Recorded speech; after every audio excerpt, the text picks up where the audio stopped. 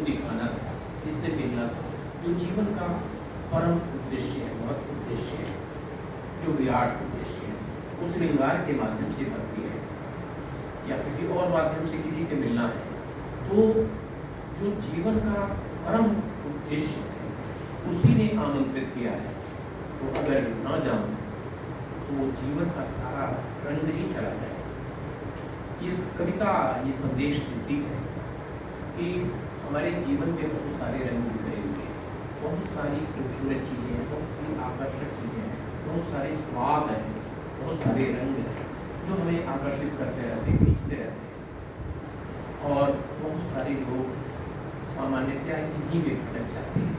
तो जीवन का जो बड़ा उद्देश्य है, जो हमारे जीवन का लक्ष्य है, महान उद्देश्य है, कई बार हम इन कारणों से वहाँ तक नहीं पहुँच पाते हैं।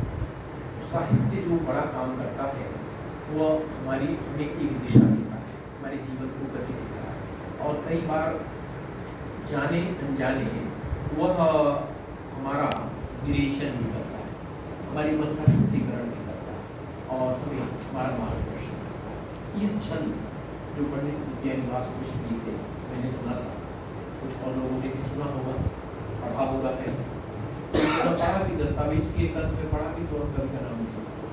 आप लोगों को पता चले तो मुझे बताइएगा, मैं नहीं जान पाया। सर उसमें एक छाप आती है नाम की, कवि जोईसी, ऐसा कुछ ज्योतिषी नाम से कोई अज्ञात से कवि। अच्छा, तो कवि का नाम उसमें नहीं है, उस कविता में छाप नहीं है, इस छंद में कोई छाप नहीं है।